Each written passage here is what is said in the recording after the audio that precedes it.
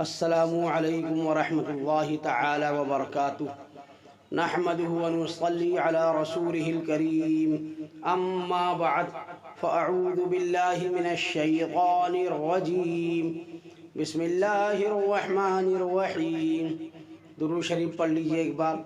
اللہم صلی علی سیدنا و مولانا محمد معاد الجود والکرم وآلہ وبارک وسلم۔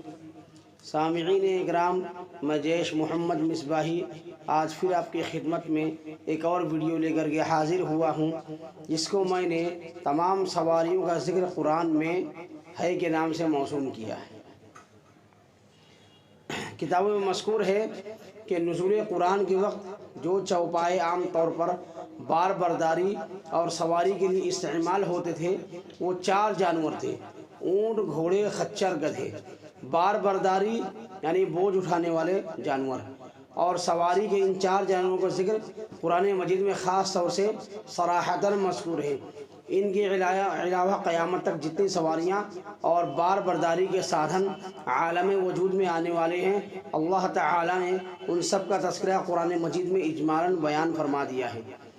چنانچہ سورہ نحل میں یہ آیت مذکور ہے، ارشاد ربانی ہے: وَالْأَنْعَامَ خَلَقَهَا لَكُمْ فِيهَا دِفْءٌ وَمَنَافِعُ وَمِنْهَا تَأْكُلُونَ وَلَكُمْ فِيهَا جَمَالٌ حِينَ تُرِيحُونَ وَحِينَ تَصْرَحُونَ وَتَحْمِلُ أَثْقَالَكُمْ إِلَى بَلَدٍ لَّمْ تَكُونُوا بَالِغِيهِ إِلَّا بِشِقِّ الْأَنفُسِ إِنَّ رَبَّكُمْ لَرَءُوفٌ رَحِيمٌ وَالْخَيْلَ وَالْبِغَالَ وَالْحَمِيرَ لِتَرْكَبُوهَا وَزِينَةً وَيَخْلُقُ مَا لَا تَعْلَمُونَ۔ ترجمہ سماعت کیجیے۔ اور اللہ تعالیٰ نے تمہارے لیے چوپائے پیدا فرمائے کہ ان میں تمہارے لیے گرم لباس اور منفعتیں ہیں، اور ان میں سے کچھ کو تم کھاتے ہو، اور تمہارے لیے ان چوپایوں میں زینت کا اظہار ہے جب تم انہیں شام کو واپس لاتے ہو اور جب چرنے کو چھوڑتے ہو، اور وہ یعنی اونٹ وغیرہ تمہارے بوجھ اٹھا کر لے جاتے ہیں ایسے شہروں کی طرف کہ تم لوگ وہاں نہ پہنچتے مگر ادھمرے ہو کر۔ بے شک تمہارا رب بہت مہربان اور رحم والا ہے۔ اور اللہ تعالیٰ نے گھوڑے اور خچر اور گدھے پیدا کیے کہ تمہاری سواری اور زینت بنے، اور وہ بہت سی ایسی سواریاں وغیرہ پیدا کرے گا جن کو تم لوگ نہیں جانتے۔ اس آیت مبارکہ میں آخری جملہ وَيَخْلُقُ مَا لَا تَعْلَمُونَ میں قیامت تک عالم وجود میں آنے والی تمام بار برداری کے ذرائع اور قسم قسم کی ان مختلف سواریوں کے پیدا ہونے کا بیان ہے جو نزول قرآن کے وقت تک ایجاد نہیں ہوئی تھی، مثلا سائیکل، موٹر، ریل گاڑیاں، ٹرکیں، بحری جہاز، ہوائی جہاز، ہیلی کاپٹر، راکٹ وغیرہ وغیرہ۔ تمام نقل و حمل کے سامان اور سواریوں کے ذرائع سب کا اجمالاً ذکر فرما کر اللہ تعالیٰ نے اپنی قدرت کاملہ کا اظہار اور غیب کی خبر کا اعلان عام فرمایا ہے۔ ذرائع نقل و حمل اور سواریوں کے علاوہ اس آیت میں تو اس قدر عموم ہے کہ اس میں قیامت تک پیدا ہونے والی ہر چیز اور تمام کائنات عالم کا اجمالاً بیان ہے۔ 4 سواریاں جو نزول قرآن کے وقت عرب میں عام تھی، ان کے بارے میں کچھ خصوصیات میں آپ کے سامنے پیش کرتا ہوں۔ سامعین اکرام، آگے کا واقعہ میں آپ کی خدمت میں پیش کروں اس سے پہلے میری گزارش یہ ہے کہ اگر آپ میرے چینل پر پہلی بار ہیں تو میرے چینل کو سبسکرائب کریں اور ویڈیو کو شروع سے آخر تک سنیں، اور ویڈیو اگر پسند آئے تو لائک اور شیئر کریں اور کمنٹ باکس میں اپنی رائے بھی پیش کریں۔ تو میں عرض کر رہا تھا کہ قرآن مجید میں جن 4 سواریوں کا ذکر ہے ان کے بارے میں آپ کو بتاؤں۔ نمبر 1، اونٹ۔ یہ بہت سے نبیوں اور رسولوں کی سواری ہے۔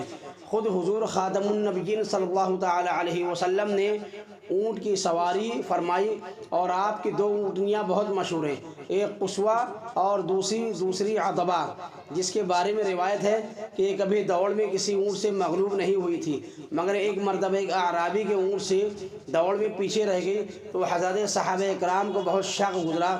اس موقع پر آپ صلی اللہ تعالی علیہ وسلم نے ارشاد فرمایا کہ اللہ پر یہ حق ہے کہ جب وہ کسی دنیا کی چیز کو بلند فرما دیتا ہے تو اس کو پست بھی کر دیتا ہے۔ مروی ہے کہ آپ کی اونٹنی عطبہ نے آپ کی وفات کے بعد غم میں نہ کچھ کھایا نہ پیا اور وفات پا گئی، اور بعض روایتوں میں آیا ہے کہ قیامت کے دن اسی اونٹنی پر سوار ہو کر حضرت فاطمہ رضی اللہ تعالی عنہا میدان محشر میں تشریف لائیں گی۔ دوسرے نمبر پر گھوڑا ہے، اس کا ذکر قرآن مجید میں موجود ہے۔ سب سے پہلے گھوڑے پر حضرت اسماعیل علیہ السلام نے سواری فرمائی۔ آپ سے پہلے یہ وحشی اور جنگلی چوپایا تھا، اسی لیے حضور علیہ السلام نے فرمایا کہ تم لوگ گھوڑے کی سواری کرو، کیونکہ یہ تمہارے باپ حضرت اسماعیل علیہ السلام کی میراث ہے۔ حضرت انس رضی اللہ تعالی عنہ کا بیان ہے کہ حضور اقدس صلی اللہ تعالی علیہ وسلم کو بیویوں کے بعد سب سے زیادہ گھوڑا محبوب تھا۔ حضرت ابن عباس رضی اللہ تعالی عنہما سے روایت ہے کہ گھوڑا میدان جنگ میں یہ تسبیح پڑھتا ہے، سبوح قدوس رب الملائکۃ والروح۔ خود حضور اکرم صلی اللہ تعالی علیہ وسلم کے چند گھوڑے تھے جن پر آپ سواری فرمایا کرتے تھے۔ منقول ہے کہ حضرت موسیٰ علیہ السلام نے حضرت خضر علیہ السلام سے دریافت فرمایا کہ کون کون سی سواریاں آپ کو پسند ہیں، تو آپ نے فرمایا کہ گھوڑا اور گدھا اور اونٹ، کیونکہ گھوڑا اولو العزم رسولوں کی سواری ہے، اور اونٹ حضرت ہود، حضرت صالح، حضرت شعیب اور حضرت محمد صلی اللہ تعالی علیہ وسلم کی سواری ہے، اور گدھا حضرت عیسیٰ اور حضرت عزیر علیہ السلام کی سواری ہے۔ اور میں کیوں نہ اس چوپائے سے محبت رکھوں جس کو مرنے کے بعد اللہ تعالی نے زندہ فرما دیا۔ تیسرے نمبر پر خچر ہے، یہ بھی ایک مبارک سواری ہے۔ روایت ہے کہ حضور صلی اللہ تعالی علیہ وسلم کی ملکیت میں 6 خچر تھے، ان میں سے ایک سفید رنگ کا تھا جو مقوقس والی مصر نے بطور ہدیہ آپ کی خدمت مبارک میں پیش کیا تھا، جس کا نام دلدل تھا۔ حضور علیہ السلام اندرون شہر مدینہ اور اپنے باہر کے سفروں میں اس پر سواری فرمایا کرتے تھے۔ اس کی عمر بہت زیادہ ہوئی، یہاں تک کہ اس کے سب دانت ٹوٹ گئے اور اس کی خوراک کے لیے کوٹ کر دلیا بنایا جاتا تھا۔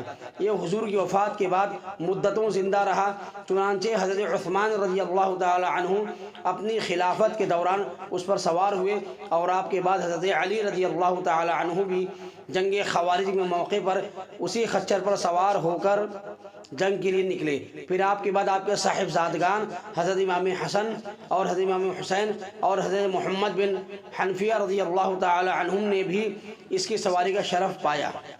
چوتھے نمبر پر گدھا ہے، یہ بھی انبیاء اور رسولوں کی سواری ہے، اور حضور صلی اللہ تعالی علیہ وسلم کی ملکیت میں بھی 2 گدھے تھے، ایک کا نام عفیر اور دوسرے کا نام یعفور تھا۔ روایت ہے کہ یعفور آپ کو خیبر میں ملا تھا، اور اس نے حضور صلی اللہ تعالی علیہ وسلم سے کلام کیا تھا کہ یا رسول اللہ، میرا نام زیاد بن شہاب ہے، اور میرے باپ داداؤں میں 60 ایسے گدھے گزرے ہیں جن پر نبیوں نے سواری فرمائی ہے، اور آپ بھی اللہ کے نبی ہیں، لہذا میری تمنا ہے کہ آپ کے بعد دوسرا کوئی میری پشت پر نہ بیٹھے۔ چنانچہ اس چوپائی کی تمنا پوری ہو گئی کہ آپ کی وفات اقدس کے بعد یعفور شدت غم سے نڈھال ہو کر ایک کنویں میں گر پڑا اور فوراً ہی موت سے ہمکنار ہو گیا۔ یہ بھی روایت ہے کہ حضور علیہ السلام یعفور کو بھیجا کرتے تھے کہ فلاں صحابی کو بلا کر لاؤ، تو یہ جاتا تھا اور اس صحابی کے دروازے کو اپنے سر سے کھٹکھٹاتا تھا، تو وہ صحابی یعفور کو دیکھ کر سمجھ جاتے کہ حضور نے مجھے بلایا ہے، چنانچہ وہ فوراً ہی یعفور کے ساتھ دربار نبوی میں حاضر ہو جایا کرتے تھے۔ حدیث میں آیا ہے کہ جو شخص اونی کپڑا پہنے گا اور بکری کا دودھ دوہے گا اور گدھی کی سواری کرے گا، اس میں بالکل ہی تکبر نہیں ہوگا۔ سامعین اکرام، اس بیان سے ہمیں یہ ہدایت حاصل ہوتی ہے کہ ان چاروں سواریوں کو حقیر نہیں سمجھنا چاہیے، کیونکہ اللہ تعالیٰ نے بطور انعام و احسان کے ان جانوروں کی تخلیق کا ذکر فرمایا ہے، اور پھر ان چاروں سواریوں پر حضرت انبیاء علیہ السلام سوار ہوئے ہیں، لہٰذا ان سواریوں کی توہین و تحقیر بہت بڑی گستاخی اور بے ادبی ہے، جو کفر تک پہنچا دینے والی منحوسیت ہے۔ بلکہ ہر مسلمان پر لازم ہے کہ ان چوپایوں کو اللہ تعالیٰ کی نعمت جان کر شکر بجا لائے، اور حضرت انبیاء علیہ السلام کی نسبت سے ان سواریوں کے دل سے قدر کرے، اور ہرگز ان کی توہین و تحقیر نہ کرے، کہ اس میں ایمان کی سلامتی بلکہ ایمان کی نورانیت کا راز مضمر ہے۔ اور ان چاروں سواریوں کے بعد جو دوسری سواریاں ایجاد ہوئی ہیں ان پر بھی سوار ہونا جائز ہے، اور ان میں سواریوں کے بارے میں یہ بھی ایمان رکھنا لازم ہے کہ یہ سب اللہ تعالیٰ ہی کی پیدا کی ہوئی ہیں، اور یہ سب سواریاں وہی ہیں جن کے بارے میں اللہ تعالیٰ نے وَيَخْلُقُ مَا لَا تَعْلَمُونَ فرما کر ان کے پیدا کرنے کا وعدہ فرمایا ہے۔ واللہ تعالیٰ ورسولہ اعلم بالصواب۔ سامعین اکرام، آج کی میری ویڈیو یہیں پر مکمل ہوتی ہے۔ انشاءاللہ العزیز عن قریب ایک اور ویڈیو لے کر کے میں آپ کی خدمت میں حاضر ہوں گا، تب تک اجازت مرحمت فرمائیں۔ السلام علیکم ورحمۃ اللہ تعالی وبرکاتہ۔